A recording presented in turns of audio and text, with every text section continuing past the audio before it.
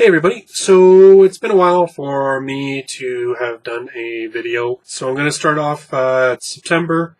I'm going to start off with a book discussion video, and the book that I am going to be talking about today is Hyperion by Dan Simmons. It's an older book, was published in 1989.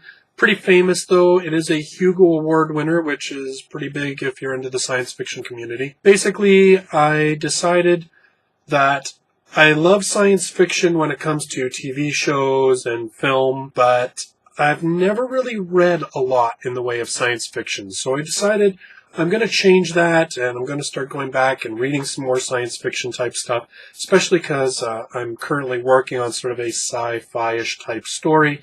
So I thought, let's go back and let's pick up those sci-fi books that I used to look at and think, this is kind of interesting.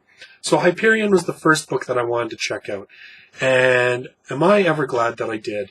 What a fabulous book, and truly deserving of all the honors that it's had. But it's a very interesting book, and I'm going to explain it, and I'm going to try and not really spoil it a whole lot, because if by some chance you haven't read it, I'm going to suggest you do.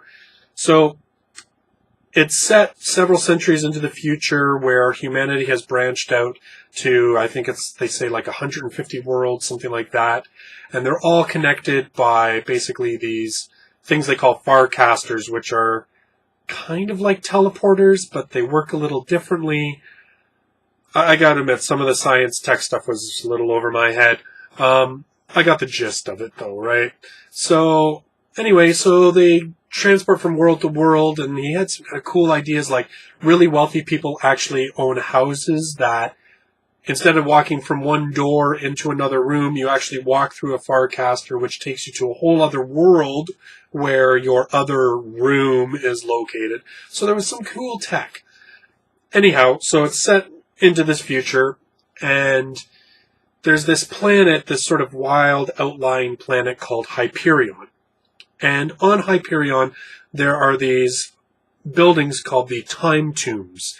And essentially, what they believe is that there's sort of a time disturbance around the time tombs, and that there is something inside of them, but that it's actually moving through time, and the only way that they can actually get them is to be there at the right moment when the time tombs will open and reveal the stuff that's inside, because whenever they go in them right now, they're empty. So, I know, lots of time play and everything else. Time is a really big factor in this book, and the whole idea of going forward in time. Because of light speed travel, you have characters that are hundreds of years old, even though they look like they're in their 30s or 40s because of their time that they have spent in suspended animation and so forth. So kind of a really cool aspect, and that actually ties directly into one of the stories. So I'm getting ahead of myself. So anyway, a massive war is about to break out, and so the ruling government of the human society decides that they're going to send 7 pilgrims to the time tombs, and by doing this they will be facing a creature called the Shrike, which is this 4-armed creature covered in thorns, and that impales people on a metal tree of thorns. Nice. And so they figure they're going to send these pilgrims to appease the Shrike and to gain access, hopefully, to the time tombs and whatever is inside them, because they believe that this will possibly give them an advantage in this oncoming war. So we have 7 characters that are sent on this journey. Now, the whole pilgrimage aspect of it is really just a frame to contain the individual stories of the 7 individuals that are going to Hyperion. And so the book is almost comprised of, one of the 7, we don't hear their story. So there's 6 individuals that tell a story about their connection to Hyperion, why they're going to Hyperion. And then there's a 7th story, which is sort of the overarching story that carries over top and contains all of those individual stories together and explains sort of why they're happening. This setup is really awesome because it actually means that Hyperion is like 7 books in one. Some of the stories are like, there's a hard-boiled sort of detective story. There's a love story. There is a sort of quasi-religious pilgrimage type story. So there's quite a bit going on in this book. And I really enjoyed it because as a fan of fantasy and a fan of, say, science fiction on TV and so forth, I really found that there was a lot here for me. There was bits of fantasy, there was bits of, as I said, detective story, bits of sci-fi. So it was really like a mishmash of different genres under the science fiction umbrella. And all that plus a lot of references to the poet Keats. And, wow, when I try to explain it, it just makes this book sound like a mess, but really, it comes together beautifully.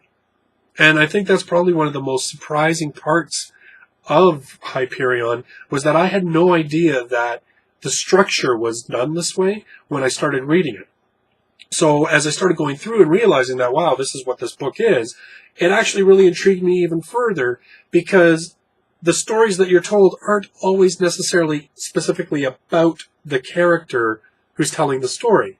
So there's lots of plays about relationships, and as I said, plays on time, about how it affects people that they don't age while other people that they know do age, and playing with this concept of what might be a reality today is not going to be the same reality as tomorrow, and so forth.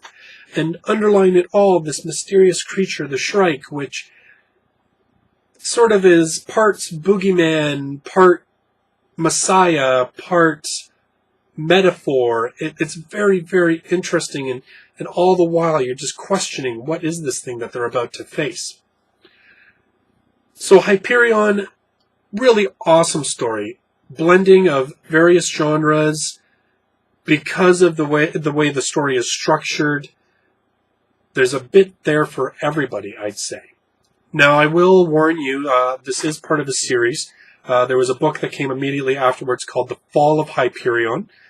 And it is, I'm guessing, probably going to wrap up the story, because Hyperion itself just abruptly ends.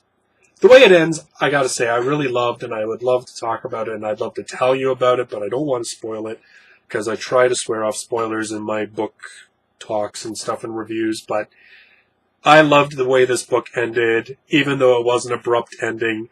And if you follow me on Goodreads, you know that I'm already starting onto The Fall of Hyperion, because I've just become really invested in these characters, and I really do want to see how this all plays out in the end for them.